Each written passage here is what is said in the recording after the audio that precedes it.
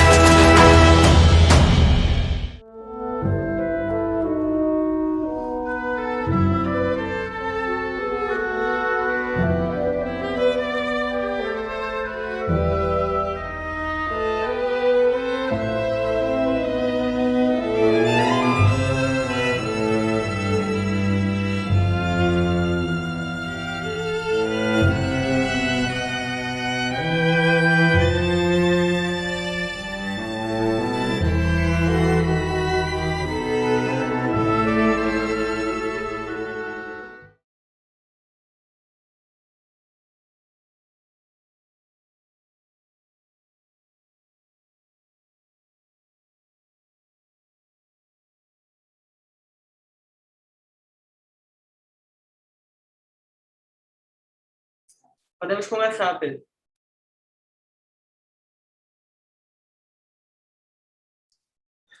Boa tarde a todos, sejam todos bem-vindos a essa Masterclass, que é a segunda Masterclass da 23ª edição do Festival Amazonas de Ópera, segunda e última Masterclass.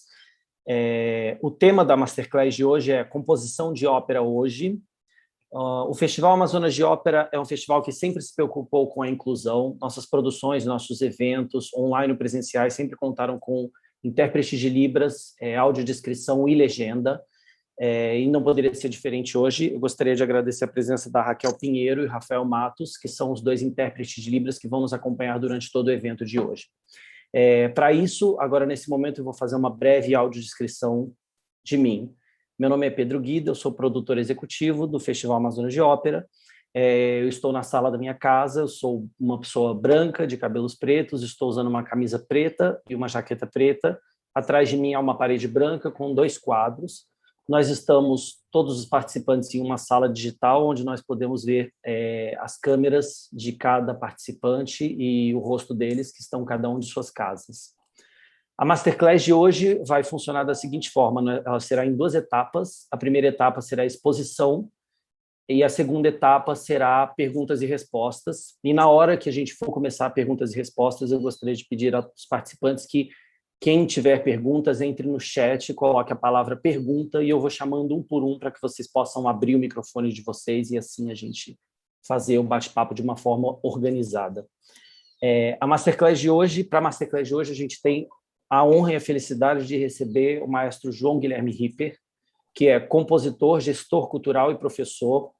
Maestro Ripper é doutor em composição pela The Catholic University of America, de Washington, é um dos mais influentes gestores e compositores atualmente no Brasil, já foi presidente da Fundação Teatro Municipal do Rio de Janeiro, foi diretor da Escola de Música da UFRJ e atualmente é presidente da Academia Brasileira de Música e diretor da Sala Cecília Meirelles.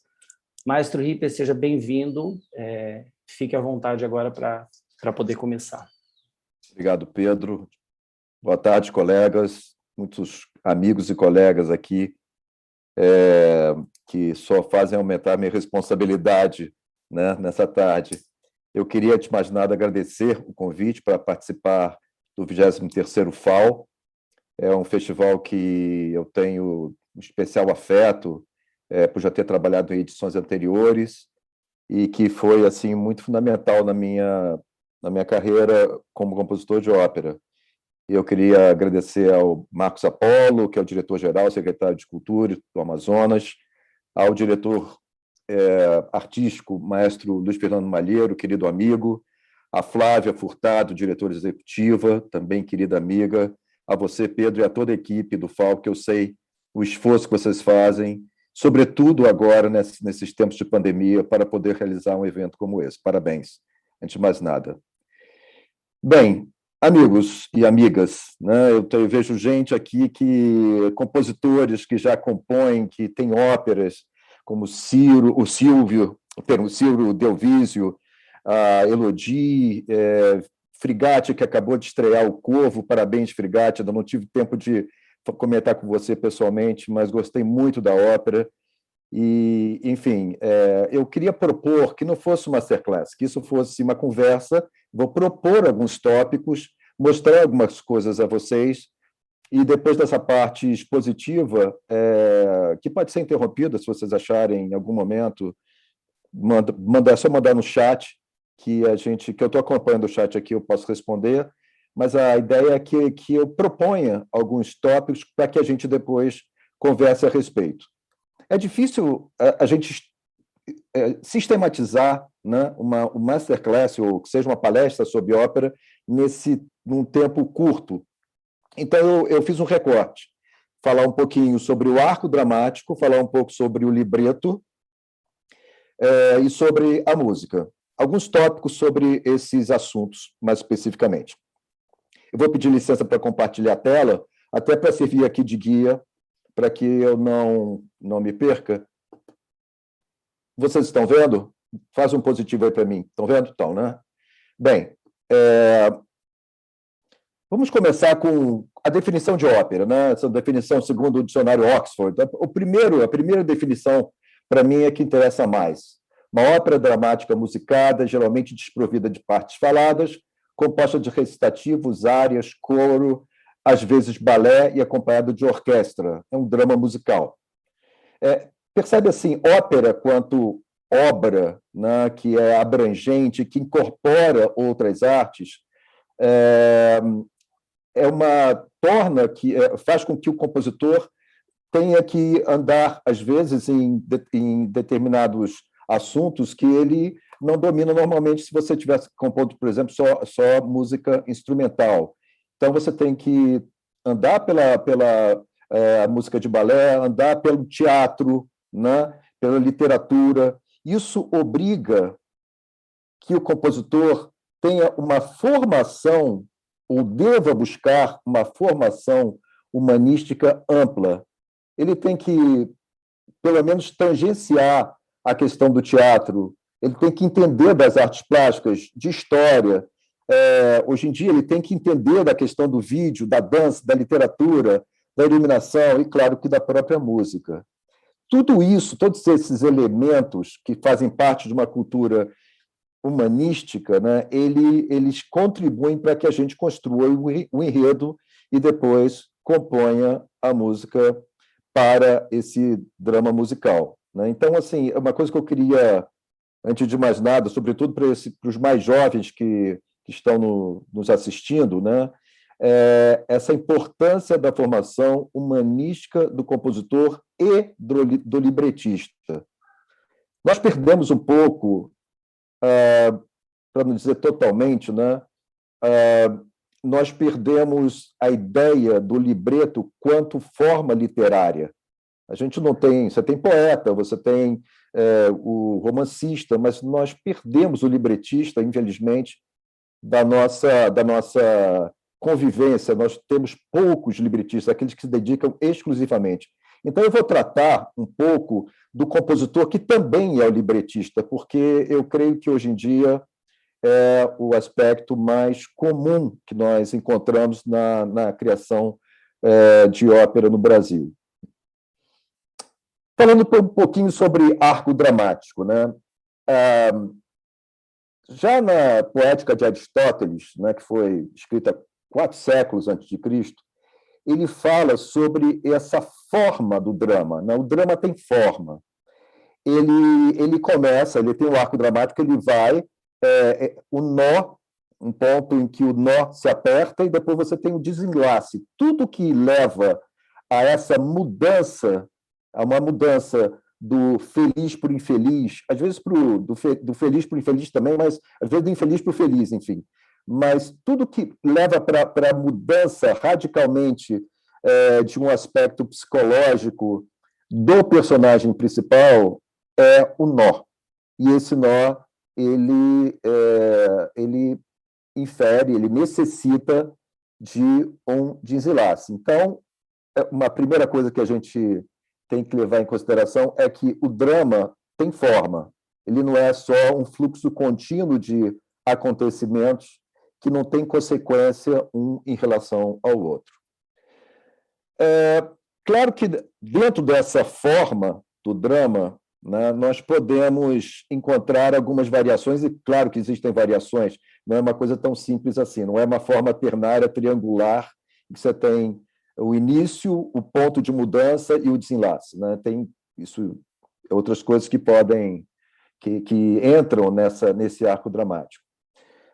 O prólogo, por exemplo. O prólogo é uma ambientação, né, que você faz com os personagens dentro da cena, que constitui como uma situação do ouvinte, do assistente, né, quem está vendo a ópera, em relação àquela realidade que você está criando. Então, uma coisa importante. E a outra coisa também que é muito importante, que você pode criar, e que é muito eficiente dentro da condução dramática, é a introdução de um elemento disruptivo dentro do arco dramático. E vou dar um exemplo. Deixa eu dar esse exemplo aqui primeiro, depois eu dou outro. Peraí. Às vezes, você tem uma situação em que o fim, o resultado daquilo é inevitável, né? Vocês conhecem a tragédia de Édipo. Durante toda a tragédia, uma boa parte da tragédia de Édipo, você já sabe, é inevitável que Édipo matou o pai, sem saber. Você já sabe, né? Mas existe uma série de elementos dramáticos que são colocados para postergar essa conclusão. Esses elementos dramáticos são disruptivos, eles, na verdade, intensificam o efeito dramático do final, porque eles têm um efeito de represa do fluxo, o fluxo, como se estivesse represado, ele cresce, ele se intensifica e depois ele caminha para o desenlace. Tudo que acontece depois do desenlace é o epílogo, é como se fosse 5 anos depois, as pessoas estavam... Isso é um epílogo, né? Também é possível você fazer... às vezes é possível você omitir, né?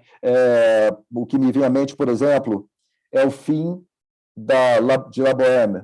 La Bohème, no libreto que foi utilizado pelo Puccini, ela morre e termina, né? Se você pega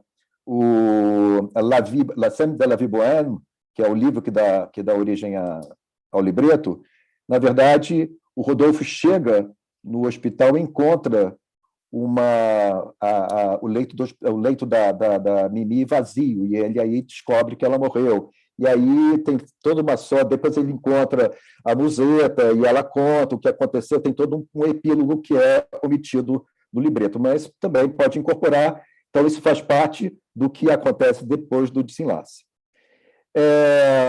Esse elemento disruptivo, eu vou trazer aqui um exemplo de uma ópera minha, por acaso, que foi feita no FAO em 2014, que é Onyama. Onyama tem um enredo muito simples, né? É uma ópera infantil em que o sol é engolido por uma onça. Onyama quer dizer eclipse em tupi.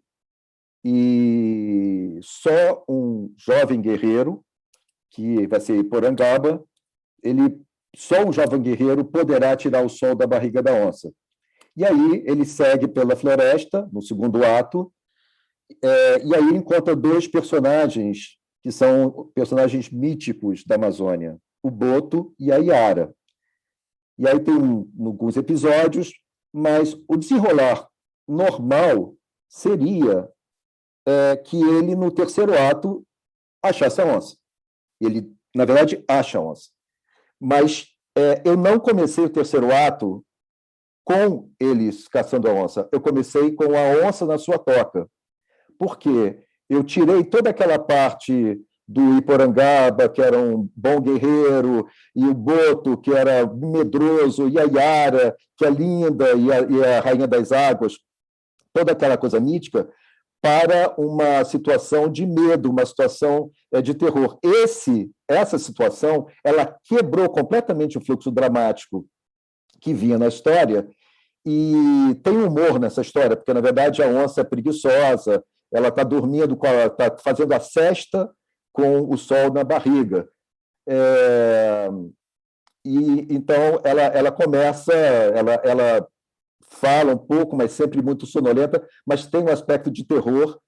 Só depois disso é que eu volto para a cena do Iporangaba com o Boto e a Iara, né, que vão finalmente descobrir a onça, e aí se sucede o final, o Iporangaba consegue tirar o sol da barriga da onça. Depois eu conto para vocês como é que ele consegue tirar o sol da barriga da onça, porque eu não queria que terminasse com a onça morta no palco. Então, eu tive que buscar uma solução que não fosse tão dramática para que as crianças não ficassem apavoradas achando uma coisa antiecológica a morte do animal em pleno palco.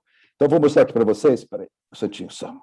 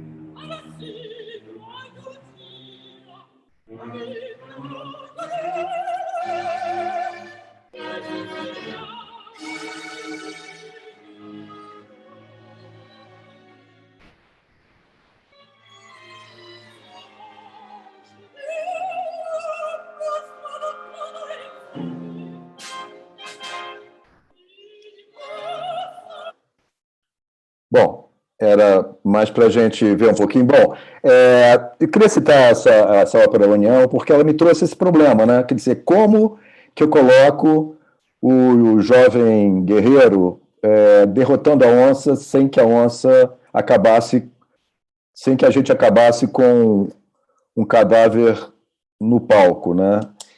E aí eu descobri que na Amazônia tem uma semente que parece rapé, né, que é chamado paricá, em que os pajés cheiram essa semente. Ela tem lá um papel alucinógeno, mas eu tirei o papel alucinógeno da ópera, porque é para crianças, afinal, né? Senão, mamãe, eu também quero. Não podia. Enfim, eu tirei o papel alucinógeno e deixei o espirro. É a questão do espirro, porque eles espirram muito antes de fazer as previsões, né, as profecias do pajé. E aí a ideia é que a Yara passa e a Yara, que sabe tudo da floresta, passa por Iporangaba, e a onça está prestes a devorar todos eles, mas aí passa por Iporangaba as sementes de paricá, e Iporangaba coloca na ponta da flecha e consegue acertar o focinho da onça. E com isso ela começa a espirrar, e uma coisa que toda criança sabe, né? Ela vomita o sol.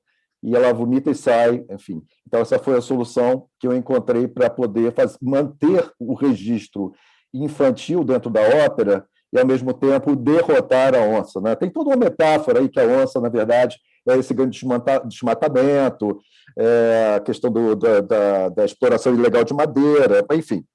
Isso tudo são outras leituras que estavam dentro da ópera, mas a ideia é que fosse uma ópera para criança e que você precisava manter o registro dentro do libreto. Continuando com essa ideia do arco dramático, vocês estão vendo ou não? Acho que não, né? Espera aí. Agora. Estão vendo? Então. Outro exemplo que eu acho interessante é o exemplo de Otelo, de Verdi, né? Uma coisa que para mim foi sempre muito, muito interessante para trabalhar sobre libreto foi comparar o Otelo de Shakespeare com o Otelo de Verdi. Se vocês compararem a estrutura do Otelo de Shakespeare com o Otelo de Verdi, vocês vão ver a genialidade do Boito, do Arrigo Boito, que foi o libretista do Verdi, que é uma ópera de maturidade do Verdi, né? Ao escrever esse libreto. O libreto é genial, é absolutamente genial. Ele, por exemplo, ele omite o primeiro ato da peça de teatro e tudo que acontece de importante no primeiro ato da peça de teatro passa para o primeiro ato da ópera como uma forma de memória. Eles citam, né, como alguma coisa que aconteceu e as pessoas se lembram. Então, todas as informações que estão lá, né, por exemplo, toda a parte de Veneza do Otelo de Shakespeare não aparece. Na verdade, quando você começa o Otelo de Verdi, você já começa em Chipre, e com a chegada da armada liderado pelo Otelo. A outra coisa também que eu acho fantástico nesse libreto é a maneira com que ele caracteriza o Iago, né? O Iago, ele intensifica o caráter de vilão do Iago e, ao mesmo tempo, de sedutor do Iago, logo no ato 2, quando ele introduz uma coisa que não tem em Shakespeare, que é o credo do Iago. Ali, explicitamente, ele revela a sua alma e tudo o que ele é, né? O que, como eu falei, não tem em Shakespeare, isso é uma coisa do Iago, do Boito. E isso é um elemento disruptivo dentro do nó que está se formando, que é exatamente o convencimento do Otelo de que Desdémona é infiel e que teve um caso com Cássio, né? Tem uma questão dentro do Otelo de Shakespeare que também não fica claro no Otelo de Verdi, né? Da virgindade da Desdémona. Quando Desdémona, lá no final da ópera, pede para, olha, se eu morrer, eu quero, como mortalha, eu quero esse lençol branco. Esse lençol branco, vocês devem lembrar, né, que na noite de núpcias, se colocava o lençol manchado de sangue para mostrar que o casamento foi consumado. Então, existe essa coisa, uma corrente que acha que, na verdade, o Otelo nunca consumou o casamento com Desdémona. Bem, o Otelo de Verdi começa com a chegada da frota comandada por Otelo, né? Começa uma tempestade. O prólogo é muito dramático, o prólogo, mas o prólogo são as pessoas com medo da chuva, com medo da tempestade. Não tem a ver com a Desdémona, que vai ser o ponto central. Então, o prólogo pode ser também, em si, um elemento disruptivo interessante. É como se você tivesse começando a montar aquele cenário, o palco, para que aquela ação se desenvolvesse depois. Você não precisa começar já com o pé embaixo, no meio do problema. Você prepara uma situação, toda uma ambiência dentro da qual aquilo vai se desenvolver. E aí aparece Otelo, que é um grande comandante, casado com Desdémona, que é linda, ele negro, mouro, ela linda, loura, enfim. E aí isso se torna uma... Tem essa questão também do racismo envolvido, que já é uma outra chave que não se resolve dentro da ópera. Ela é simplesmente uma questão que fica subjacente, como, por exemplo, numa ópera que eu escrevi também, baseado no Nelson Rodrigues, que é o Anjo Negro, né? Que tem muito a ver com essa ideia do Otelo. Um grande personagem negro casado com uma mulher branca e que sempre existe essa chave que não se resolve pelo olhar externo, mais do que pelo olhar deles um em relação ao outro, né? Então, fica essa coisa social subjacente que não se resolve dentro do drama. E também a pretensão não é fazer um libelo antirracista dentro do drama, mas criar um elemento de tensão a mais. Durante toda essa questão do nó apertando, né, esse encaminhamento para o ponto em que vai começar o desenlace, Iago convence Otelo, o Iago quer se vingar de Otelo, ele convence Otelo que Desdémona é infiel, até o ponto que Otelo, se corroendo de ciúme, resolve matá-lo. Aí, lá no final, quando Otelo está completamente ensandecido, pronto para matar, tem uma cena da Desdémona com Emília, que é a ama dela, na verdade, mulher do Iago. E é um elemento disruptivo fortíssimo, porque ela pergunta assim, você já ouviu falar na canção do Salgueiro? Quando eu era pequena, minha mãe cantava, tinha uma pessoa que cantava para ela, papapá, e ela canta uma cantiga, lembrando da infância. E depois ela reza uma Ave Maria, quando o Otelo entra no quarto e acaba matando. Mas a canção do Salgueiro e a Ave Maria são elementos fortíssimos. Ela sabe que vai morrer. Ela não tem dúvida que Otelo vai entrar e vai, de alguma forma, matá-la. Ela pede para não ser morta e pede, chama o Cássio aqui, mas o Otelo acha que o Cássio já está morto. Não está, mas ele acha que já está morto. Mas a canção do Salgueiro é o momento em que há um pé no freio nesse fluxo dramático. Eu queria mostrar para vocês, imaginem, vocês já conhecem a ópera, mas imaginem a situação, ela sabe que vai morrer e ela canta isso.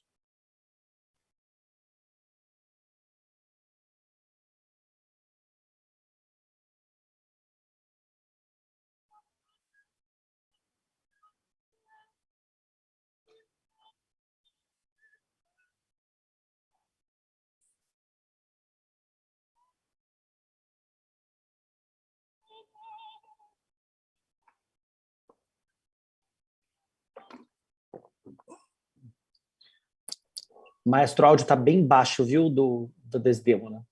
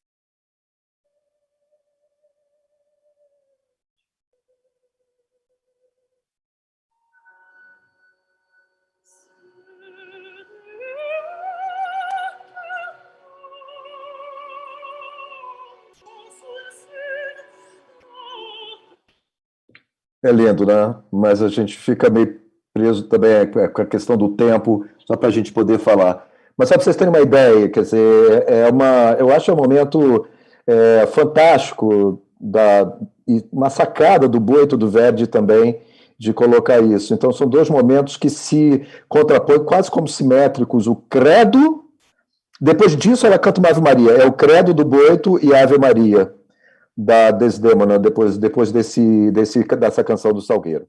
Falando um pouquinho sobre o libreto, né? Assim, alguns elementos aqui que eu botei como guia prático, talvez seja um pouquinho até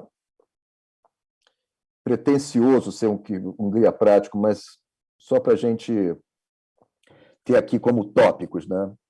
Bom, a composição de uma ópera demanda obrigatoriamente imaginação e conhecimento. São duas coisas que isso também cabe ao libretista, se o libretista não for o compositor. É necessária fantasia, é necessária técnica, né? A gente tem que caminhar com essas duas coisas juntas. O outro ponto, muito cuidado com a adaptação direta de peças teatrais. O tempo dramático do teatro é diferente do tempo dramático em ópera. Isso foi uma lição que eu aprendi de uma forma um pouco dolorosa. Em 2003, o André Heller Lopes me encomendou uma ópera sobre o texto. Uma coisa que eu esqueci de mencionar, eu queria deixar registrado aqui, que a gente vai estar no vídeo, que Onyama foi dirigido pelo William Pereira, né? Essa montagem que eu mostrei para vocês, montagem do William Pereira, direção do William Pereira, direção musical e regência do Luiz Fernando Malheiro, com a Orquestra Filarmônica do Amazonas Filarmônica. Então, voltando, em 2003, eu propus que eu escrevesse uma ópera sobre o Anjo Negro do Nelson Rodrigues. E eu fiz muito baseado no que eu tinha visto da Menina das Nuvens do Villa-Lobos, de Pelléa e Mélisande de Debussy, que são praticamente a transposição pura e simples das peças teatrais para a ópera. E o resultado não ficou legal. No caso do Anjo Negro, ficou muito ruim, né?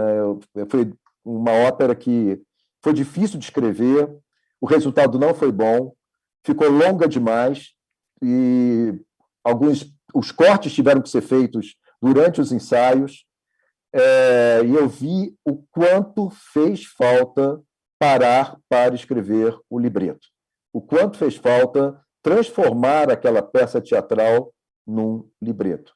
Porque, exatamente, o tempo dramático do teatro é completamente diferente do tempo dramático da ópera. Então, avaliem, se vocês pegarem uma peça de teatro para colocar em ópera, passem primeiro por um processo vou criar aqui um verbo, de libretagem da peça de teatro para que ela fique redonda para que vocês escrevam a música. Bem, o que é o drama? O drama é uma sucessão de situações que se intensificam cada vez mais, resultando em ações que seguem-se umas às outras de forma lógica e consistente, levando ao desenlace inexorável. Não, o drama tem essa questão. A gente praticamente sabe o que vai acontecer e uma sucessão de eventos precipitam aquele final, né? Agora, lembre-se que são os cantores que apresentam a realidade que você criou, esse está demais, que você criou. E eles têm poucos elementos para isso. Os cantores estão cantando. Você tem o que eles cantam, o cenário e os figurinos para contar a sua história. Como fazer isso? Esse talvez tenha sido um dos meus enganos quando eu fiz o primeiro Anjo Negro. Depois eu refiz a ópera, fiz o libreto e ela reestreou em 2012 num outro formato que aí sim eu achei que ficou muito melhor. Que a gente tem que usar os poucos elementos que nós dispomos para contar uma história. E, para isso, a gente tem que ser muito objetivo e econômico nesses elementos. Então, a gente não pode incluir elementos desnecessários que não contribuem para o progresso da ação. Então, aquela linha que eu mostrei para vocês, né, aquele arco dramático, ele tem que ser um arco que não pode ter muita ponta para lá e para cá, ponta que não se amarra. Tudo que você começa, tudo que você introduz no personagem, na ação, tem que ter uma consequência. Você não pode introduzir alguma coisa que depois não tem uma consequência na ação, né? Você perde o fluxo dramático, perde a objetividade do drama. Certo? Pode ser uma coisa contraditória, a objetividade do drama, mas tem, na verdade. Eu mostrei para vocês que tem uma forma. E essa forma, ela tem que ser uma linha. Ela não pode ser uma linha felpuda em que várias pontas ficam soltas e você não consegue fazer com que elas sejam convergentes no final do drama, que elas não resultem, no momento, uma coisa só. Né? Uma outra coisa que é importante, né? Eu falei para vocês que quem conta a história sobre o palco são os cantores, são os personagens. Então, a caracterização dos personagens é muito importante. E também a sua apresentação é muito importante. Assim como a vida real, a primeira impressão é a que fica, né? E aí, nada melhor do que Rossini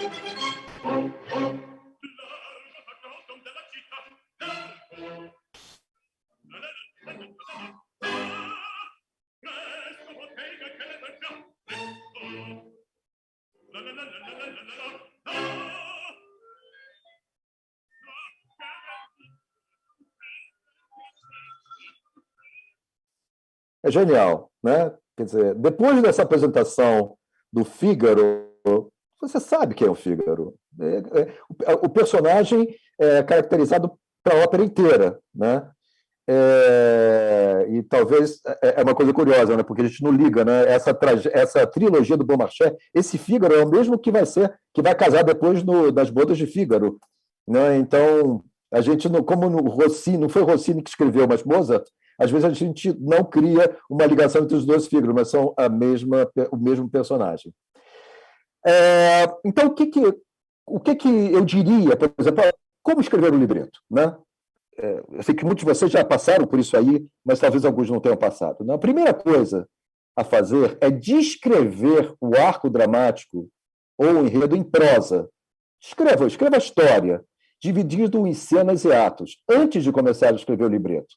Antes de começar a escrever qualquer poesia, qualquer área, qualquer recitativo, né? Descreva o arco dramático, conte essa história. Se for possível, submeta essa descrição a um diretor de teatro ou de ópera, para ele ver esse encaminhamento dramático. Como é que você está encaminhando? Às vezes a gente tem uma impressão própria do que aquilo quer dizer para nós, aquilo, na verdade, não causa a mesma impressão para os outros. E, às vezes, uma sugestão aqui de uma coisa ou outra pode surtir um efeito fantástico. A criação do enredo não depende da criação prévia dos personagens. Você não precisa se preocupar em caracterizar muito os personagens nesse ponto ainda, né? É importante que você conte a história primeiro, né? Esses personagens vão entrar depois. Depois você começa a descrever as características de cada personagem. Tá? Os personagens, eles são, na verdade, resultado do enredo, e não o contrário, né? Aí você vai criar os poemas para as áreas, os diálogos, os monólogos, que servirão de recitativos. Vou falar um pouquinho mais adiante sobre a questão das áreas dos recitativos.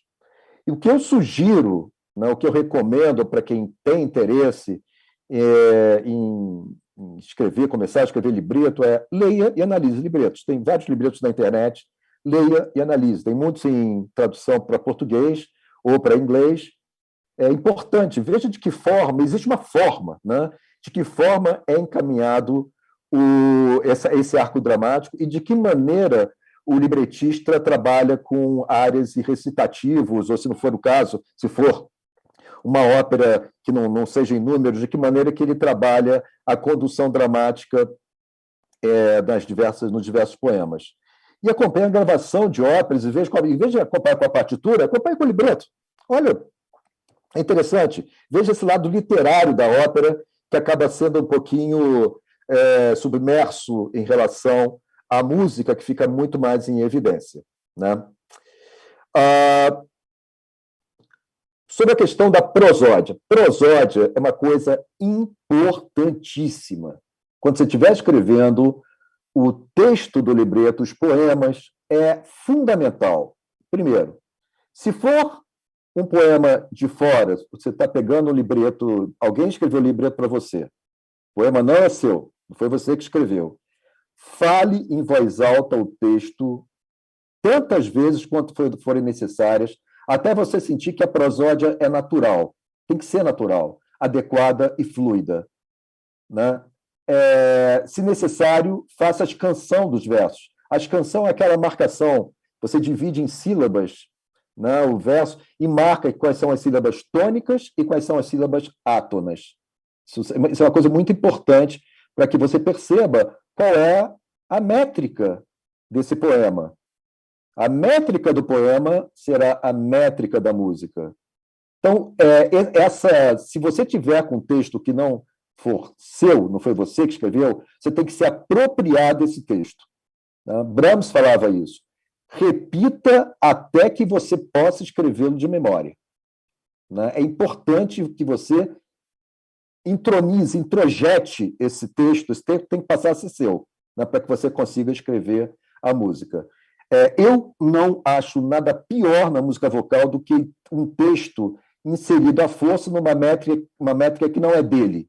Então, às vezes, existem obras em que o texto é meio que forçado, não vai a forceps dentro de uma métrica que não é dele. Fica uma coisa quase que o texto confessando sobre tortura ali, né? Uma coisa que não resulta, porque não resulta vocalmente, e por não resultar vocalmente, não resulta dramaticamente. Tá? Os textos para os recitativos, né, eles podem e devem ter a métrica livre. E por ter a métrica livre, né, semelhante à linguagem falada, quando você estiver escrevendo esse recitativo, essa parte, esse trecho mais recitativo, fale o texto, cante o texto, veja se na sua voz isso soa natural. Procure se ouvir. Eu acho que é um processo importante para o compositor ter esse feedback quase que imediato da composição. Se você estiver ao piano, canta junto, está normal, está natural, está uma coisa esquisita. Por exemplo, se a palavra é cadeira, né? Cadeira, se você pega a sílaba átona, a sílaba tônica, a segunda sílaba, né? Será que não está cadeira, né? Ou será que não cadeirar? Essas coisas que às vezes a gente acaba forçando sem querer. Então, isso tudo a gente tem que observar, né? Os textos para as áreas podem ter métrica regular. Podem, não necessariamente. Podem ter métrica regular. Se você pega uma área mais tipo canção, né, você vai tender a ter uma métrica mais regular, mas não é um objetivo absoluto de você escrever área. Né?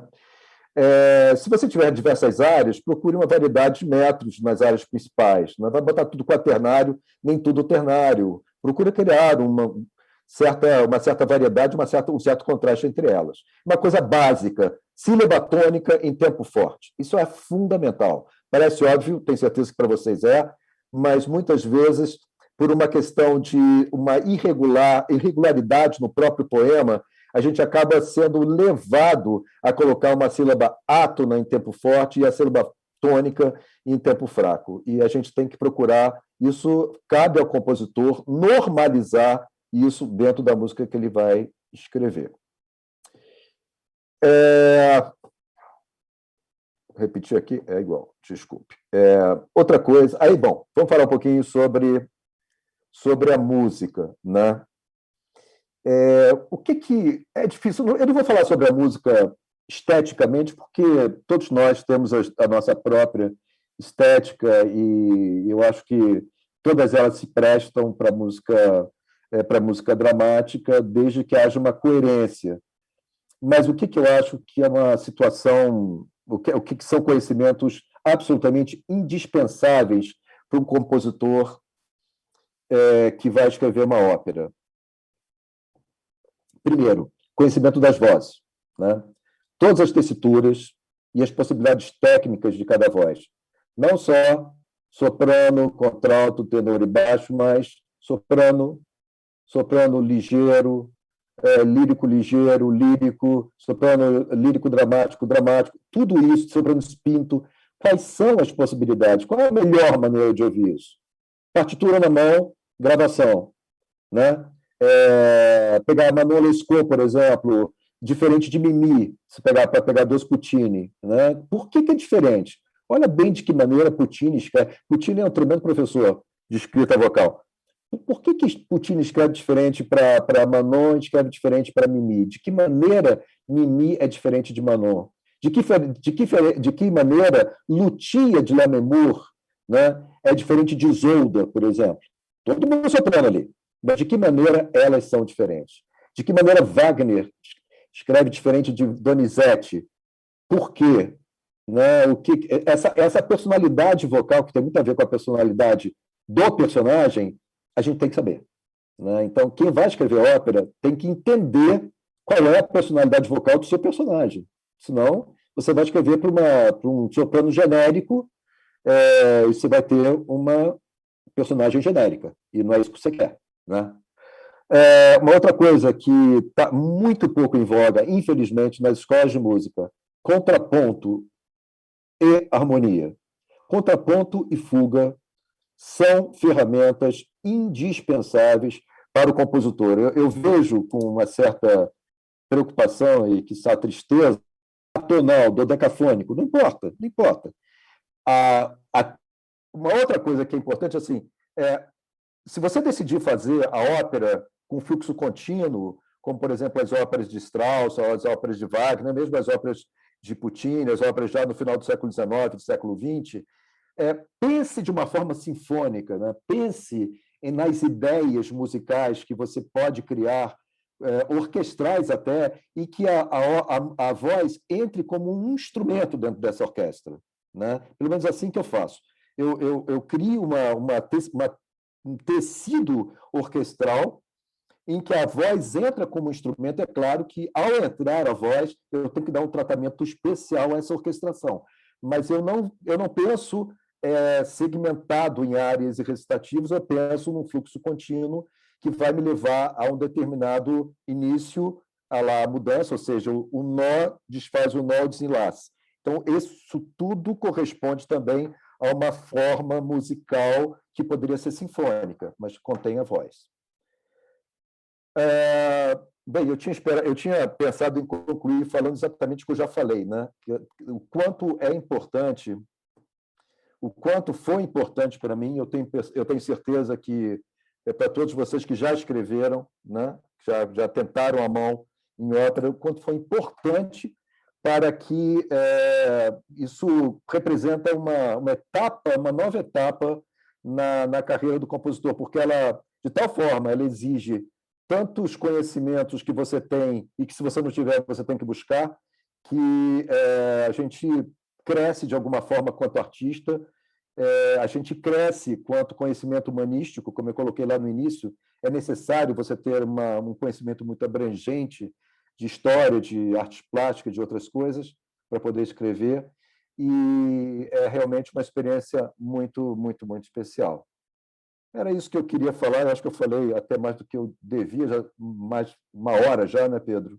Mas aí eu abro fico à vontade para a gente... Tadeu já tem aqui uma pergunta. Quem gostaria de fazer perguntas, eu queria realmente que fizesse como o Tadeu e o Elodie, que já estão botando na lista pergunta. Só escrever a palavra pergunta e eu vou chamando por sequência. Tadeu, que foi o primeiro a colocar pergunta, pode desmutar seu microfone, sua câmera e falar, por favor. Boa tarde a todos e todas, né? Muito obrigado pela exposição das suas ideias e pela sua sinceridade na exposição, né? Gostei bastante. Só relatar um pouquinho, brevemente, sim, o meu contato com composição de ópera. Eu finalizei, sim, a composição de uma ópera ano passado, ainda não foi estreada, ela ainda está em gestação com o editor de partituras. Mas eu queria perguntar, você falou bastante, Guilherme, minha pergunta aqui, na verdade, sobre a adaptação de peças de teatro para a libreto de óperas e em resultados em versos, você falou bastante sobre versos, né? Eu queria saber se haveria alguma diferença, como você pensa também, a adaptação de peças de livros de literatura mesmo, em prosa mesmo, né? Em que o resultado também necessariamente não vai ser um libreto em versos, mas um libreto também em prosa. Assim, se haveria alguma dificuldade, sobretudo eu estou pensando em diferença que poderia haver na questão da métrica, da prosódia, né? Que o verso muitas vezes tem a métrica mais estabelecida, enquanto o texto em prosa menos, tá?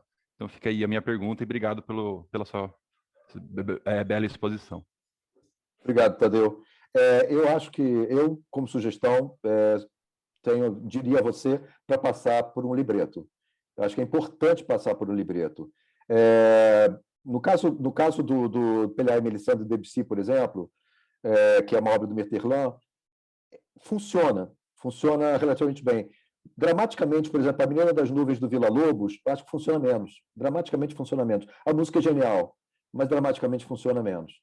Então, assim, se você pega, por exemplo, o Guarani, do Carlos Gomes, eu acho muito complexo. Você pegar o libreto, a música é genial, mas é muito complexo a maneira com que ele carrega, tem muita ponta solta e que já rendeu, inclusive, problemas de encenação, como, por exemplo, aquela coisa do Peri se envenenar, depois tomar o curare e depois ficar bom, né? Porque não fica claro isso na ópera. Eu estava em Washington, morava em Washington quando fizeram pelos 100 anos de falecimento do Carlos Gomes, isso não ficou claro. Então, assim, aparecia o Peri morrendo, porque ele se envenenou, e no outro ato ele estava lá inteirão. Então, assim, ficou risível. Então, eu acho, na minha opinião, que eu pegaria o texto do livro, estruturaria como libreto, já separando, pensando na ópera. Quando eu escrevo libreto, para mim, já é um pré-projeto de ópera, eu já começo a pensar na música, né?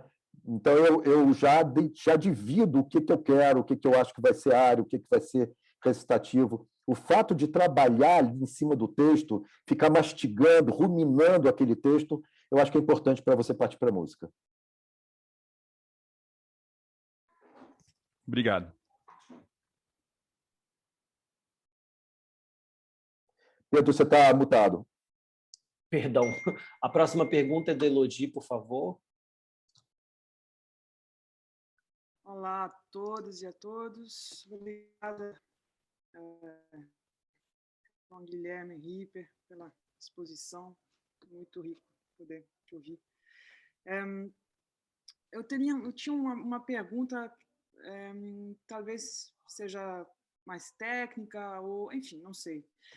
Quando eu comecei a escrever Homens de Papel, com o libreto do Hugo Possolo, eu nunca tinha lidado com forma tão grande, né?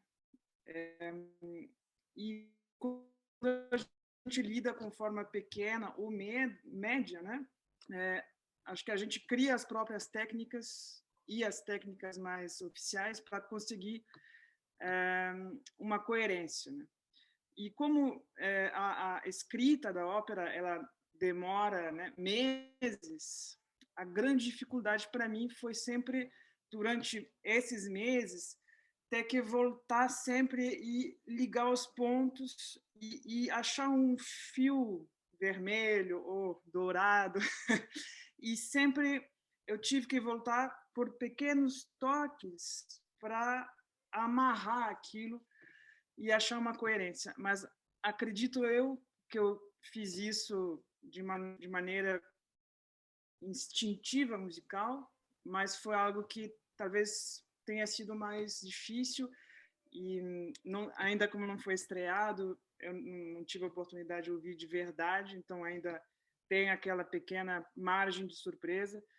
mas queria ouvir de você e da tua experiência um pouco sobre essa preocupação de manter o fio e a coerência numa escrita que acontece ao longo de meses. Olha, Elodie, bom, antes de mais nada, um prazer ter você aqui. O seguinte, eu falei como eu trabalho, né? Daí também a importância de você fazer um pré-planejamento do libreto. Primeiro, a questão de você manter essa coerência dramática.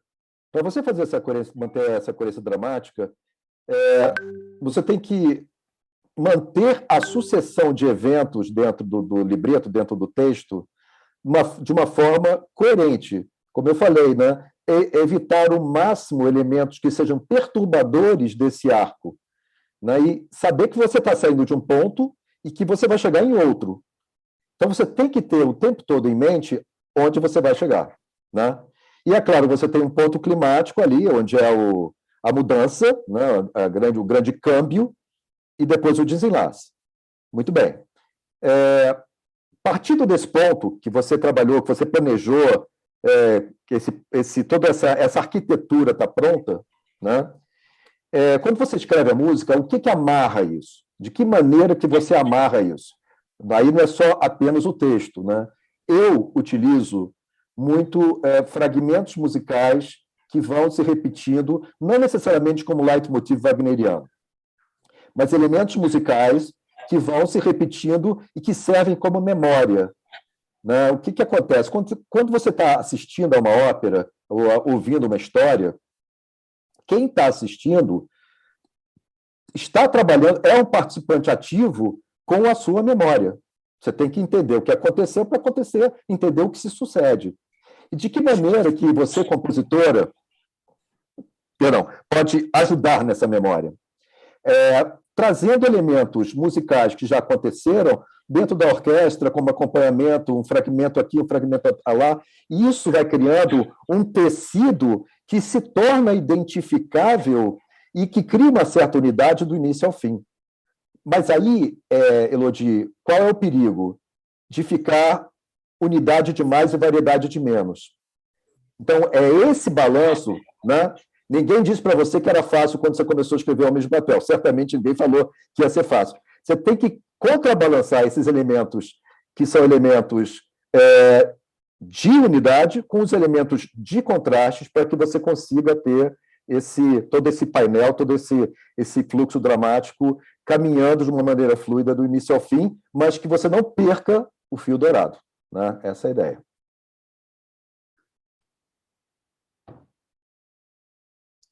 Próxima pergunta é Ricardo Severo. Pode fazer a sua pergunta. Olá, obrigado. Estão me ouvindo bem? O microfone está com o volume? Tá? O Maestro Ripper, grande prazer estar aqui ouvindo você e achei fantástica a forma como você expôs. E acredito que realmente a gente precisa ter esse conhecimento de dramaturgia de uma forma geral, né? Que você começou expondo a poética de Aristóteles, e é o básico da dramaturgia em si, né? Eu acho que na ópera realmente a gente precisa pensar primeiro a estrutura para depois ir chegando em cada um dos elementos. Eu sou um compositor que veio da música popular, aí eu faço muita trilha sonora para teatro, tenho feito bastante teatro musical e tenho escrito libretos também dentro do teatro musical. Na ópera ainda não fiz, mas quero fazer, e por isso que eu estou aqui. A minha experiência como compositor de música é bem variada, mas dentro da parte orquestrada tem poucas peças feitas com coro e com orquestra. Mas a minha pergunta vai em cima de um ponto que eu acho muito... Enfim, muito... que se repete muito dentro da forma da ópera mais tradicional, que é no sentido do texto mesmo, do texto cantado, né, da poética. E que eu sempre vejo, quando você falou do exemplo do Iago, que ele se revela a algum ponto quem ele é, a meu ver, isso é uma característica comum da linguagem da ópera mesmo, que é um melodrama, ou seja, os personagens acabam, na canção, revelando quem são, porque é a verdade deles, né? E aí eu me pergunto o seguinte, se há espaço na ópera para a gente ter uma poética nos versos cantados de um sentido mais, digamos assim, oculto, como existe na boa música popular brasileira, né? Se a gente pegar alguns exemplos, por exemplo, Chico Buarque, que o sentido da canção nunca é exatamente, não é direto, é mais subjetivo, tem uma poesia mais elaborada. A gente consegue encontrar isso na ópera contemporânea ou isso ainda está muito distante? Como que a gente pode chegar com essa forma poética mais elaborada dentro da ópera? Ricardo, obrigado pela pergunta. É uma pergunta complexa, mas olha só, é uma coisa que já passou pela minha cabeça e eu também venho da música popular. Eu também trabalhei muito em teatro, enfim, fazendo música para teatro lá atrás, quando meus cabelos não eram brancos. A questão toda é que o que é o recitativo, né? Uma situação como o Iago, né? Repara, se você pega lá as óperas de Monteverdi, isso não acontece tanto, né? Esse elemento do recitativo, da autorrevelação no palco, é um elemento iluminista. É uma coisa que acontece no século XVIII. Ele vai lá e fala assim, eu sou assim. E ele abre, né? Porque é muito mais importante ele ser assim enquanto pessoa, né? E revelar as suas mazelas, as suas virtudes quanto pessoa humana, do que ele, por exemplo, no Orfeu, se dizer Deus, um Deus, né? Então, assim, eu acho que isso é inexorável, isso é uma coisa que não dá para você tirar da ópera, essa autorrevelação do personagem. Porém, você tem esses elementos que você está dizendo nas serenatas, nas canções, por exemplo, de Desdemona, acabei de mostrar Willow Tree, né, a canção do Salgueiro, é um momento desse, é uma canção. Achei um elemento super brechtiano dentro do... Total, né? Total. Na minha ópera Piedade, quando Euclides da Cunha, no final do terceiro ato, né, é óbvio que Euclides da Cunha vai entrar na casa vai atrás do Dilermando e da Ana para matar o Dilermando, que é amante da mulher dele. Quando começa o quarto e último ato, Dilermando está com o violão no colo, cantando fazendo uma serenata, cantando para Ana da Cunha, e cantando sobre o lugar, sobre o bairro da Piedade, e é um samba-canção, basicamente. Enfim, não tem nada a ver com a ópera, não é uma área, é uma canção. O Conde de Almaviva faz lá a sua serenata para Rosina. Então, esse elemento que você está dizendo, na verdade, ele está dentro da ópera, ele acontece. Ele acontece, mas sempre de uma forma assim, aquela situação de que o personagem, imbuído da sua humanidade, não está falando sobre si, ele está fazendo o que tem que fazer, mas ele não está cantando para você, ele está cantando para outra personagem, ele está cantando uma canção, né? Como Chico Buarque cantaria, como outro cantor cantaria. Mas você acha, desculpa, mas você acha que a gente tem espaço para fazer isso em praticamente toda a história, ou isso acaba conectando um pouco esse arco dramático, né, de você expor um problema e aí depois resolvê-lo? É um elemento disruptivo, tá? Ele não contribui para o fluxo dramático. Ele não leva a nada. Na verdade, ele cria ali uma situação em que você vai mostrar o amor de um personagem pelo outro, ou o ódio de um personagem pelo outro. Né? Ele está cantando uma canção.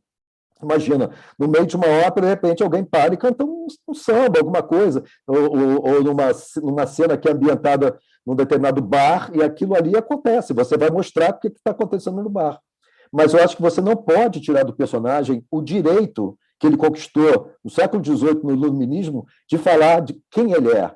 Né? Porque essa é uma humanização e uma desmistificação da ópera, que é um processo que a gente já passou. A gente já passou por isso. Né? Certo, obrigado. Próxima pergunta do Timóteo Esteves. Olá, tudo bem? Boa tarde. Estão me ouvindo bem? Estou. Bom, agradeço demais a aula.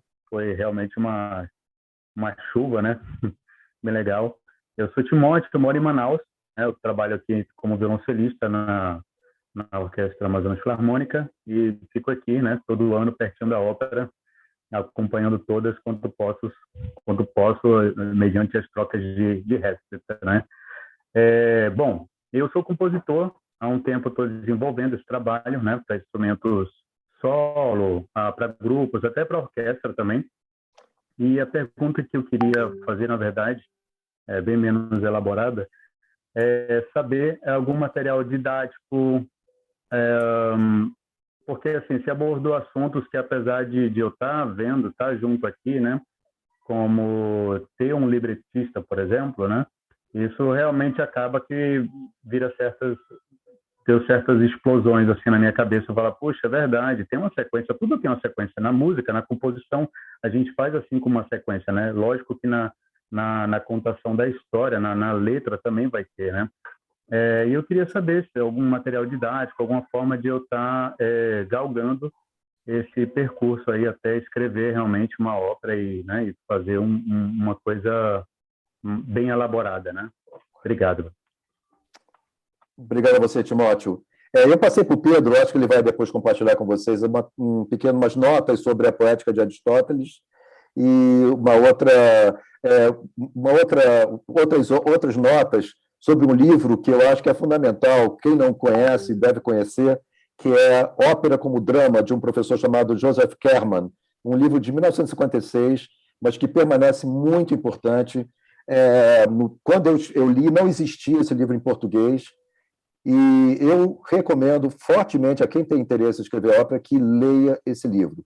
E uma coisa que o Joseph Kerman escreve no livro é fundamental, que na passagem de um texto literário para uma peça literária, não, uma peça teatral, perdão, uma peça teatral para uma ópera, a gente tem que lembrar o seguinte, que na peça teatral o diretor vai dizer para o ator, olha só, fala mais devagar, dá uma entonação assim, dá uma entonação assado, fala mais depressa, fala mais forte.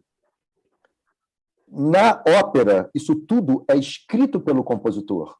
Então, o Kerman fala uma coisa que é fundamental, e para quem escreve ópera não pode esquecer. Na ópera, o dramaturgo é o compositor. Você vai determinar a forma com que aquele texto literário vai ser dito, no caso, cantado, e o efeito que aquilo vai ter. Não? Olha o grau de responsabilidade de nós, próprios compositores, quando pegamos um texto literário. Né? O que eu sugiro para você, Timóteo? Leia esses textos, né? Ouça a ópera, assista a ópera, pegue partituras, leia, né? E se você quiser testar à mão, pega um conto curto e cria um libreto em cima de um conto curto, porque é sempre um elemento limitado que você vai conseguir desenvolver já um trabalho, vai enfrentar todas as dores do parto de uma ópera, mas de uma forma limitada e mais controlada. Tá? Essa é a sugestão que eu tenho para te dar. Perfeito, obrigado. Timóteo, inclusive, maestro, foi solista no Dire Fare, que é um dos concertos do festival esse ano, do Vinícius Giusti, que estreou 2 dias atrás. Bravo, Timóteo. Ciro Delvisio é o próximo. Ciro, pode abrir esse microfone. Boa tarde a todos. Parabenizo o João Guilherme Ripper não somente pela exposição, mas pelo belo trabalho como compositor e como compositor de ópera, que já está firmado há bons anos, praticamente compondo uma ópera por ano, um fôlego absurdo. Então, minha profunda admiração, Ripper. Minha pergunta tem mais um quesito assim, da tua opinião a respeito do elemento da fala dentro da ópera, seja ele no diálogo de personagens ou pela figura do narrador, como na ópera Madalena, de Villa-Lobos, que ele utiliza o narrador. Particularmente, eu acho que esse elemento da fala ele acaba fazendo o enredo andar ainda mais rápido do que num recitativo. É uma impressão minha. Queria saber a tua opinião, então, a respeito de usar mais essa ferramenta, né? Ter as áreas, ter o recitativo, ter diálogos falados, às vezes, e ter a figura do narrador falando. O que você encara a respeito desses elementos? Bom, Ciro, antes de mais nada, obrigado, é um prazer te ver aqui virtualmente. E antes de responder, o Ricardo Severo colocou aqui no chat, né? A versão da Ópera como Dama é da Jorge Sarrar, editora, para quem tiver interesse, tá, em comprar o livro. Não estou fazendo propaganda, não tem percentual, é só realmente porque o livro é muito bom e não é à toa que está desde 1956 sendo reeditado o tempo todo e foi traduzido para o português. Agora, respondendo ao Ciro, é o seguinte, bom, eu não considero exatamente Madalena uma ópera, Madalena é um musical, né? Percebe só, a ópera é uma coisa meio de louco, né? Porque você tem que convencer o público que aquele universo em cima do palco é verídico. E as pessoas não falam, as pessoas cantam. É uma história, mas aquilo não é uma realidade. Você tem que convencer o seu público que naquele universo que você criou, as pessoas não falam, as pessoas cantam.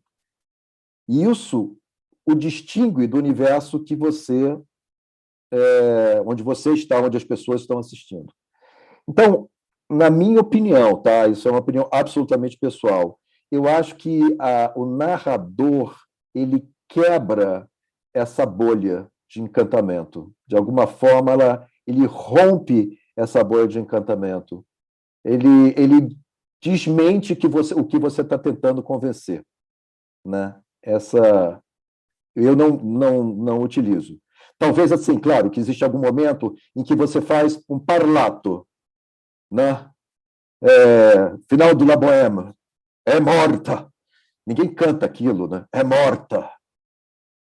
Enfim, final da Piedade, quando o Euclides toma 3 tiros, ele toma os tiros, está morrendo, eu coloco como opção, ele pode falar ou cantar. Todo mundo fala, ninguém canta, porque ali realmente, ele está morrendo. Então, o fato dele falar ali tem um significado dramático muito forte. Mas você narrar, né, falando, eu acho que quebra um pouco do encantamento que você está propondo.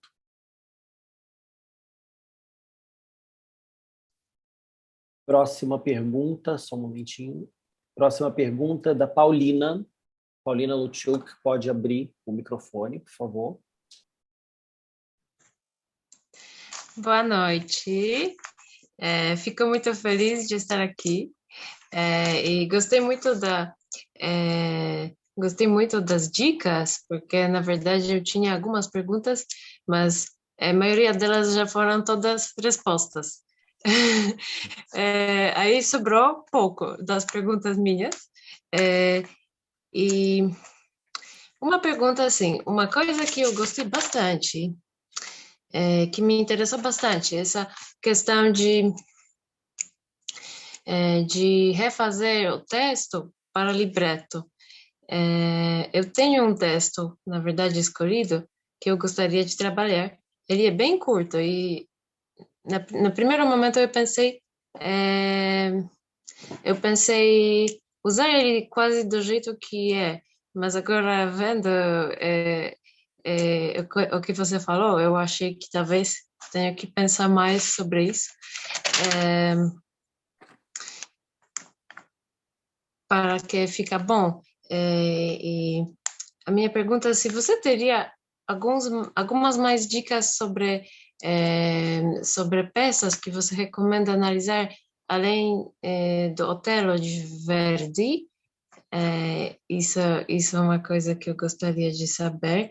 E outra pergunta que eu vou ter também se você teria algumas dicas também, você comentou sobre balé, sobre escrever para bailarinos, e é uma coisa que me interessa também, como pensar essa peça para ser dançada, assim. Uhum. Como, com certeza tem algumas coisas para se pensar, como tem coisas para se pensar como canto, e eu sou cantora, então para mim essas coisas para se pensar para canto são mais fáceis, mas essas coisas para balé, aí eu estou curiosa se você tem algumas dicas a mais. Uhum. Bom, antes de mais nada, prazer em conhecer você, Paulina. Eu acho o seguinte, que em relação ao balé, começando pelo balé,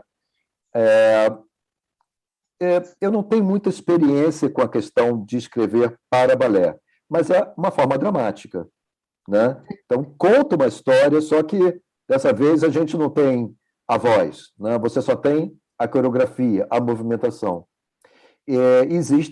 Da mesma forma que existem códigos dentro da ópera, existem códigos dentro do balé, né? A questão da métrica é muito importante, a questão do que é solo, o que é conjunto. Então, a primeira coisa que eu sugiro a você primeiro, ler uma partitura de Tchaikovsky, ou assistir, ver um balé de Tchaikovsky com a partitura. A outra é pegar um grande coreógrafo, uma grande coreógrafa, e conversar, e talvez propor um pequeno balé, né? Eu já escrevi balé para dentro da ópera. Tem umas 2 óperas mesmo que tem balé, mas assim, só balé eu nunca escrevi.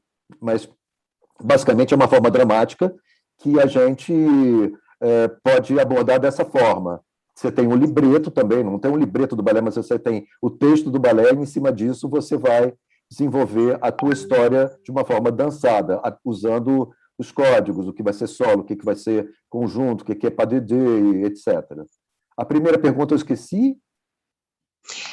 Foi sobre essa adaptação do texto para libreto, se você pode indicar mais obras para eu analisar, além do... Sim.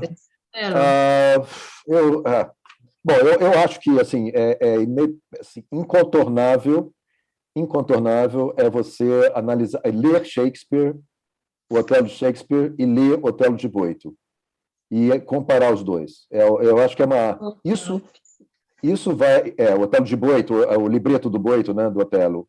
Então, essas 2 peças são assim fundamentais, né? Acho também, se você tiver a oportunidade de ler Scènes de la vie bohème, não sei se isso está em português, Cenas da Vida Boêmia, do Alphonse Murger, que deu origem a La Bohème do Puccini, e fazer uma comparação de que forma, como é que uma coisa deu na outra, é interessante. Não sei se você teria acesso, mas Dom Casmurro, de Machado de Assis, Dom Casmurro, de Ronaldo Miranda, que foi meu professor, meu querido amigo, é importante também fazer essa correlação, é uma coisa interessante. É o que eu sugeriria a você, assim, pensando rapidamente. Tá? Muito obrigada. Nada. Paulina também é compositora de uma obra do festival que estreia hoje, vou fazer até propaganda já, hoje às 9 horas, horário de Brasília, 8 horas de Manaus, pelo YouTube, que é a Área dos Olhos, com a Filarmônica e a Rosiane Soares Solano. Sucesso, Paulina. Obrigada. Convido todo mundo. Temos mais 2 perguntas aqui. A próxima é da Ligiana Costa. Pode entrar. Olá, estão me vendo? Estou, agora sim. Prazer, Ripper, sou muito fã do seu trabalho. Eu sou musicóloga e eu tenho me debruçado bastante na questão primordial, né, do que é ópera, né? Tenho lido, estudado e me provocado muito nesse sentido. E enfim, a ópera é o gênero mais impuro que existe, né, na história dos gêneros de teatro musical, e tem, historicamente, essa constante tentativa de voltar para uma pureza que, na realidade, nunca existiu, né? Assim, todas as tentativas de reforma, desde lá de trás, sempre são a busca de algo que, na verdade, sequer existiu, que é um ideal. Bom, ela já nasce como uma tentativa de busca de um passado, né? Assim, e eu tenho lido muitos musicólogos contemporâneos que vêm questionando assim o que é ópera e por que dentro desse grande guarda-chuva, né, do que o Philip Gossett chama, inclusive, de expanded opera, né, ópera expandida, né, alguns consideram que, por exemplo, cabe, inclusive, o próprio musical, né, e outras tradições musicais também, inclusive populares. Acho que Ligiana congelou. Musical, né? Queria que você falasse, aos olhos contemporâneos, o que você considera ser ópera.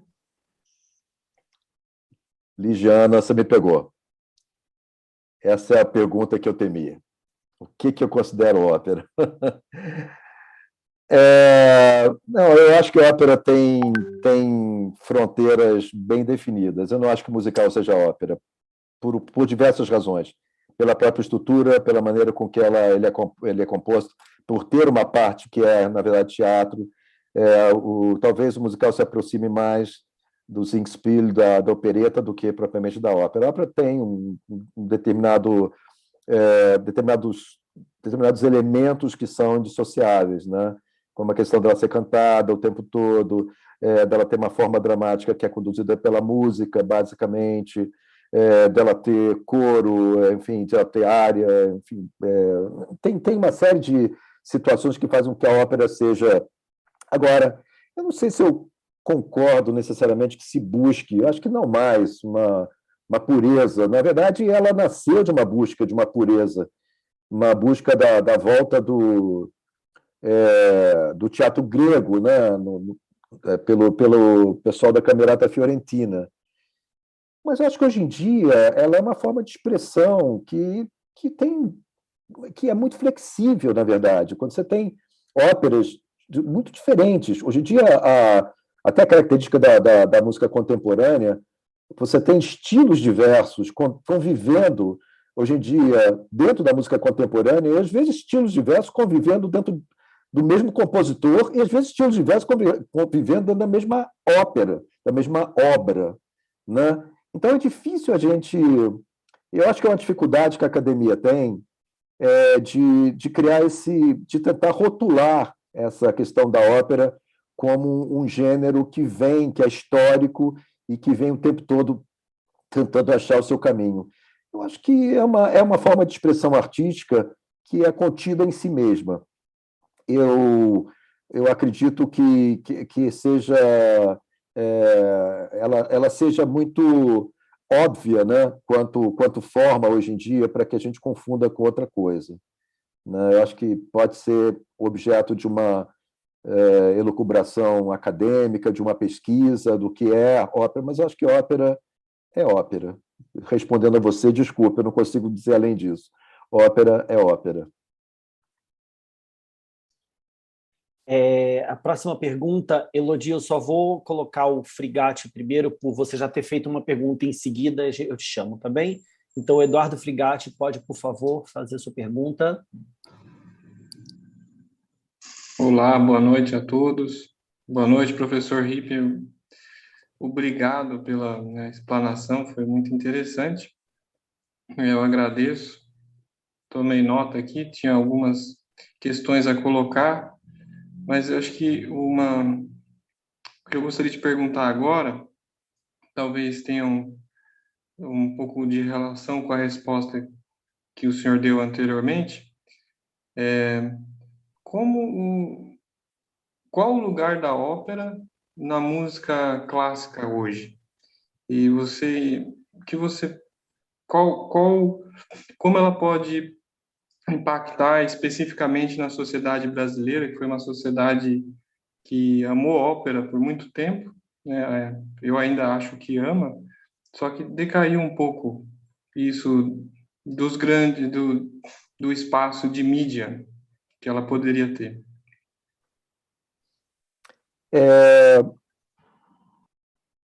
Bom, antes de mais nada, Frigatti, quero te dar os parabéns mais uma vez pelo Corvo. Eu acho que você tratou o texto do Edgar Allan Poe de uma forma absolutamente brilhante.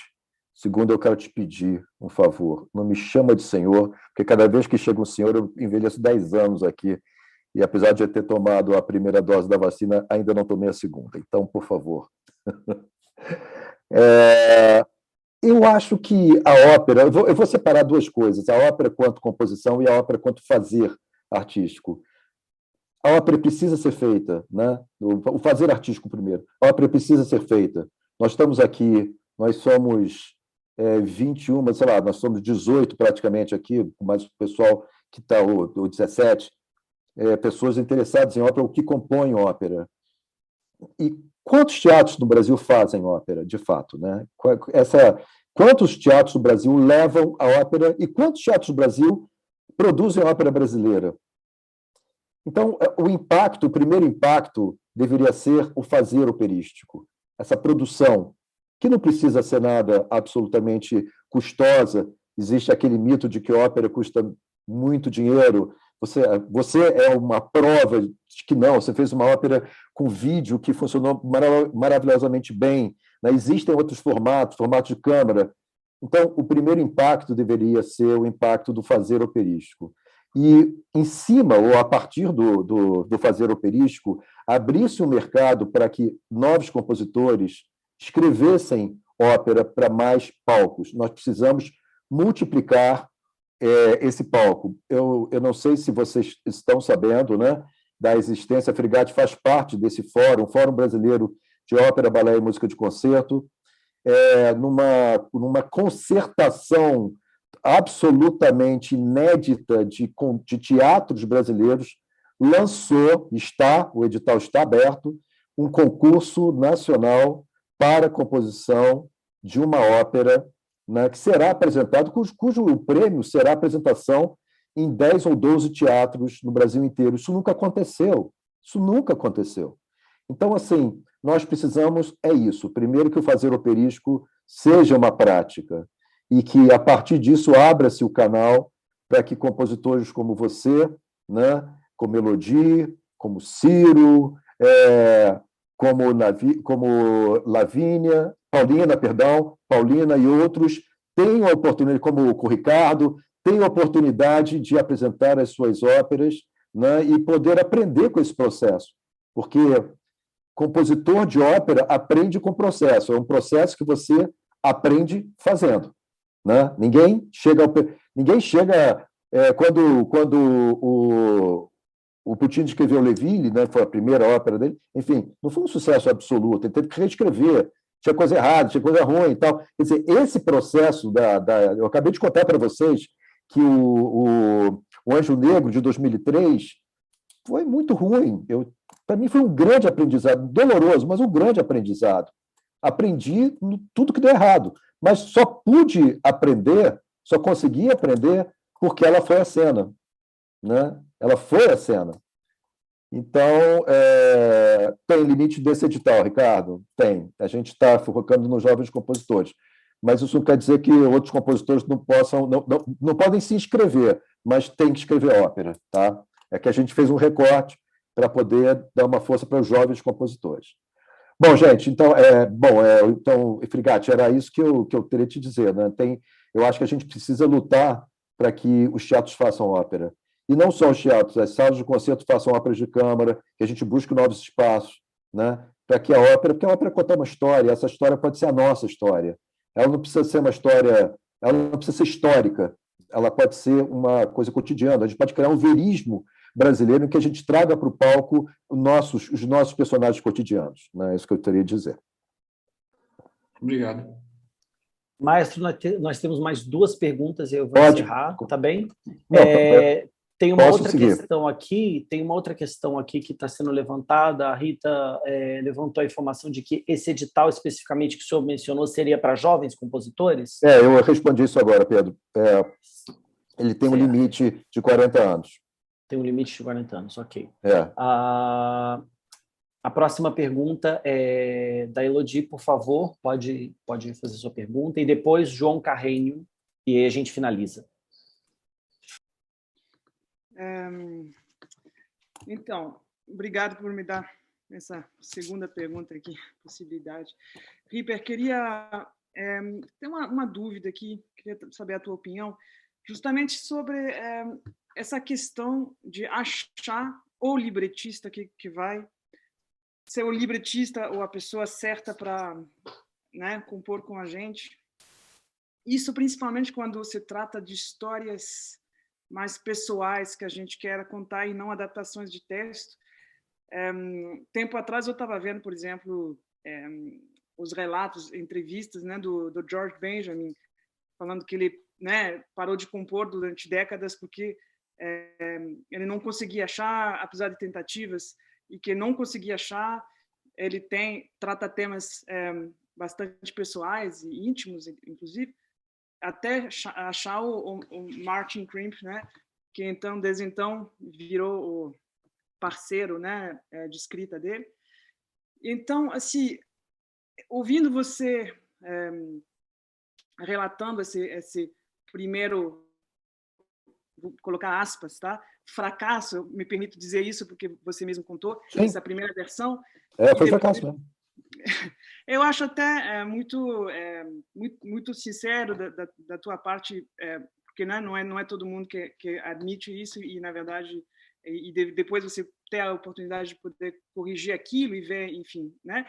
Mas ninguém quer fracassar e eu pessoalmente estou muito assim nessa pergunta, assim, será que eu, né, vou assumir essa, mais aspas, cara de pau de ter essa colocar a mão na massa, sendo que talvez seja uma profissão em si e que a gente tenha que aprender uma nova profissão, que é a profissão de libretista? Será que eu espero achar a pessoa certa? Será que essa pessoa certa vai me conhecer o suficiente para conseguir traduzir o que eu quero contar, mesmo sendo um bom libretista, uma boa libretista? Então, você realmente aconselharia de se jogar nessa história assim, corpo e alma, e vamos ver o que dá? Ou será que tem alguns perfis de libretistas no Brasil que estão começando a aparecer como especialistas e que você talvez possa apontar alguns para a gente? Elogi, eu não conheço. Assim, quando o Ronaldo Miranda, eu estudei com ele há algum tempo e ele estava escrevendo exatamente o Dom Casmurro, né? E quem foi o libretista dele foi o Rolando Codá, que já tinha escrito outros textos de obras dele, trajetória, foi o Rolando Codá e tal. E o Rolando Codá não era um libretista, mas ele foi trabalhando com o Ronaldo e foi aprendendo com o processo. O Rolando Codá já faleceu, infelizmente. Eu não conheço, e eu te confesso assim, eu sempre gostei muito de escrever poemas quando era jovem, então eu, em algum momento, quando eu comecei a escrever ópera, eu primeiro pensei que eu ia procurar uma outra pessoa, e nunca conseguia encontrar nada que me satisfizesse. O grande problema do Anjo Negro não foi o poema do Anjo Negro, o grande problema do Anjo Negro foi o tratamento do arco dramático. Então, assim, se eu tivesse apresentado para um dramaturgo, por exemplo, olha, lê esse texto aqui, você acha que isso vai funcionar sobre o palco? Eu não teria passado o que eu passei, entendeu? Então, eu acho assim que a primeira coisa, antes de você dar um tratamento poético ao libreto, faz como eu coloquei lá na primeira exposição, descreve o arco dramático, esquematiza, trabalha nisso bastante, leia, mostra para outra pessoa, pergunta a opinião, como é que você acha isso aqui? Porque é o seguinte, o libreto, quando o libreto é bom, ele funciona sobre o palco, mas ele funciona também por leitura. Então, a impressão que o libreto vai dar em alguém, né, ele funciona aí na leitura. Então, no meu caso, eu desisti. Eu resolvi trabalhar direto, eu trabalhando os meus próprios libretos. E aí fiz o libreto da Domitila, fiz o libreto da Piedade, cartas portuguesas também, eu utilizei já as cartas portuguesas, mas fui compondo com outras coisas. Então, assim, para mim funciona muito melhor desse jeito, particularmente. Mas acho que o problema, utilizando lá o meu fracasso, que foi uma grande aula, na verdade, o que eu deveria ter feito era esquematizar toda a ópera dramaticamente, antes de botar as falas, ou seja, as áreas e os recitativos, esquematizar dramaticamente a ópera e mostrar para alguém. Como é que você vê isso aqui? O que você acha que está muito arrastado? Tem barriga, não, como se diz? Tá? E eu acho que isso é uma coisa que esse é o caminho que eu tomei. Eu acho que é o caminho que, se você me pergunta se eu conheço algum libretista, não conheço. É uma espécie em extinção. E eu faria exatamente isso que eu estou dizendo para você. Eu acho que tem que tentar a mão, sim. Obrigada. Temos agora a última pergunta para a gente poder encerrar, do João Carreño. João, pode abrir seu microfone. Não sei se ele ainda está aí. João? Sim. Oi. Oi. Olá, professor. Como vai? Tudo bom?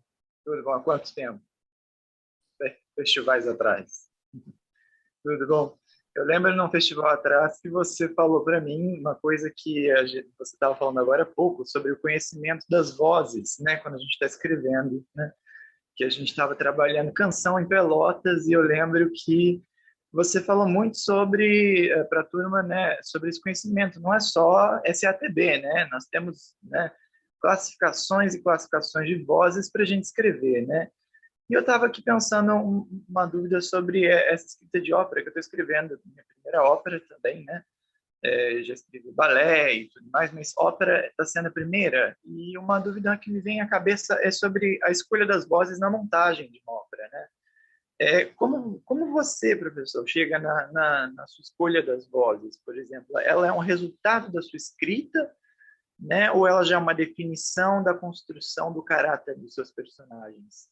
Por exemplo, eu devo pensar assim, eu quero uma mesodramática para esse papel, uma soprano lírico-ligeiro para esse, um baixo barítono aqui, e para aquele papel angelical eu quero um contra mais sopranista, né?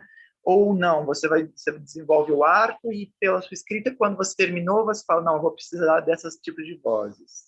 E se isso limita a montagem? Não, não limita. Não, eu acho que é exatamente isso que você falou. Né? É uma coisa que eu não mencionei, mas eu acho que é super importante. Quando você está escrevendo uma ópera, quando você já está na fase de compor a ópera, você tem que desenvolver uma capacidade de visualização.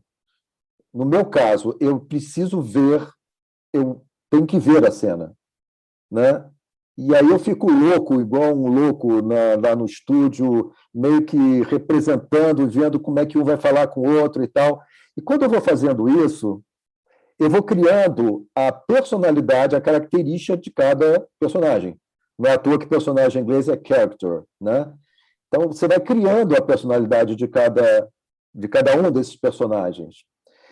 E a escolha do registro vocal, no meu caso, é muito ligado ao tipo de persona que eu quero que ele represente. Entendi. Então, para você é uma ideia inicial, né? E essas segundas características, elas vêm já junto, né? Essas segundas, por exemplo, se você quer uma soprano, aí ela vai ser lírico-ligeiro pelo que você escreveu, ou você já define? Não, vai ser lírico-ligeiro desde o começo e vou escrever para lírico-ligeiro. Depende, aí você tem que ter um pouquinho de mão teatral, né? Um pouco da carpintaria teatral. Você tem, por exemplo, a mãe e a filha. Né? Não dá para botar a mãe um soprano ligeiro e a filha um soprano dramático. Não dá. Né? Seria o contrário. Né? Então, o contrário. Né? Então, você tem assim, claro, aí você também você tem que ver de que forma que esses personagens interagem dentro da montagem. Né? Às vezes tem problemas quando você tem muitos personagens e vozes repetidas. Quando você tem 2 sopranos, ou 3 sopranos, ou quando você tem 2 tenores, né? O barítono, baixo, entende? Quer dizer, de que forma que esse conjunto está contando a história? Aí você também tem que ver de que maneira que você está encaminhando esse seu enredo. Tá certo, professor. Tá? Acho que era essa a pergunta. Muito obrigado, muito bom te ver de novo. Bom te ver, João. Até. Bom, finalizamos com as perguntas, já estamos aqui há quase 2 horas, então, Maestro Ripper, eu queria agradecer em nome do festival a sua participação, esse Masterclass super interessante que o senhor ministrou agora, e agradecer a presença de todos os participantes, dizer para vocês continuarem acompanhando, sim, a programação do festival, que vai até domingo. A programação está totalmente disponível no YouTube. Vocês vão ver, falando sobre ópera, que o maestro falou bastante hoje, Nós temos 3 óperas, 2 que já estrearam, que é 3 Minutos de Sol e a ópera do Frigatti, que está aqui presente, O Corvo, que é uma ópera animada, é uma ópera animação. E no domingo agora estreiam 2 óperas, na verdade. Uma é o Moto Contínuo, que é a ópera de encerramento, e uma versão para teatro de marionetes, feita com o Pequeno Teatro do Mundo, da ópera Onyama, que o maestro mostrou textos aqui, do maestro, que vai estrear ao meio-dia de domingo. Tudo pelo canal do YouTube, vocês podem ver quantas vezes quiserem, podem compartilhar com as pessoas. E é isso, o e-mail FAO Masterclass continua aberto para perguntas que vocês queiram eventualmente enviar. E é isso, muito obrigado pela presença de todos. Obrigado, maestro.